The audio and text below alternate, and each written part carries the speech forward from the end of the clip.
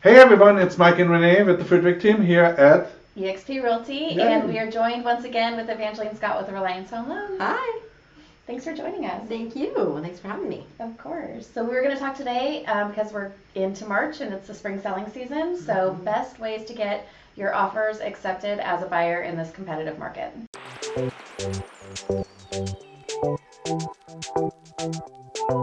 and there's a number of things that you need to think of, and most everything really has to do with the financing and how to get prepared. Yeah. So we thought Evangeline can tell us a little bit about what she does. Yeah. Yeah. Of course, you got to have the Friedrich Team representing you. That's number one, right? In regards to getting that offer accepted. I like that one.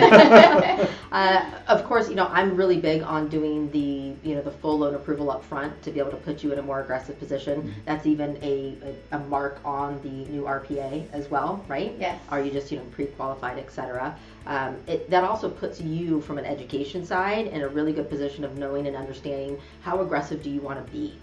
So things for you to think about when you're going through the process. What's the maximum monthly payment? That if it was your dream house and you wanted it no matter what's the max that you want to go to in the payment?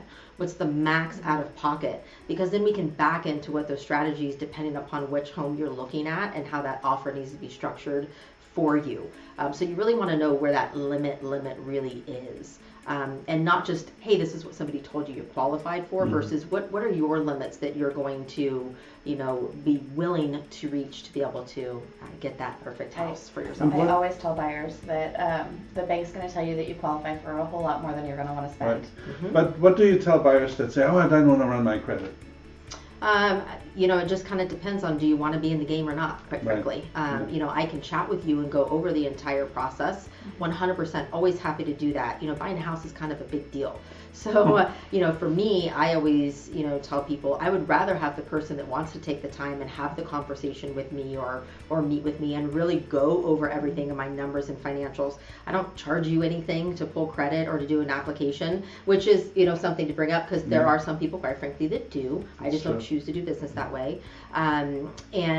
We can go over the thoughts in general, but you're not going to really know what do you qualify for without getting that credit pulled.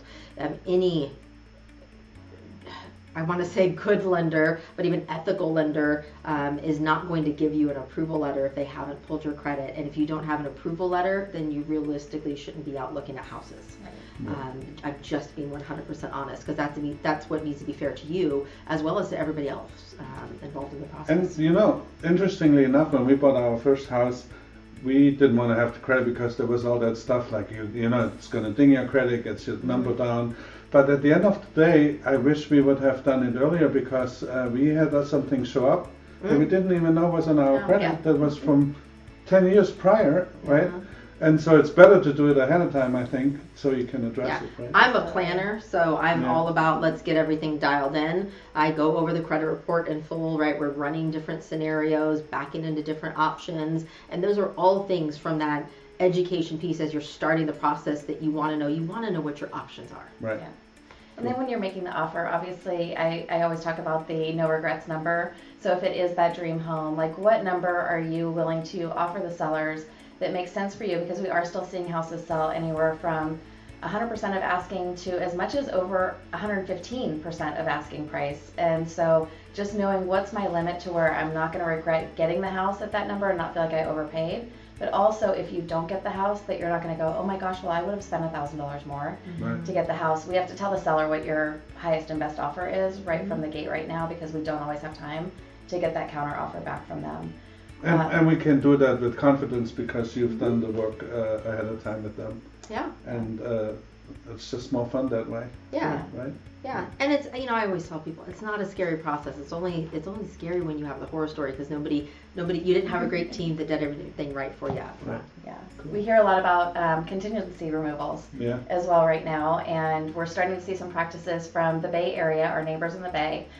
They do a lot of things up front, and so we're trying to balance all of that too with protecting our buyers, of course, but also being really competitive. So we're going to have conversations when you're ready to make those offers on, can you remove part of the appraisal contingency? Can we shorten inspection contingencies? If sellers have done inspections up front, does it make sense to waive some of those contingencies as well? And sorry, I keep saying that word. And so if there's ever a word that you're like, that's realtor speak, just give us a call. We're happy to go through and educate you on the process, of course. Yeah.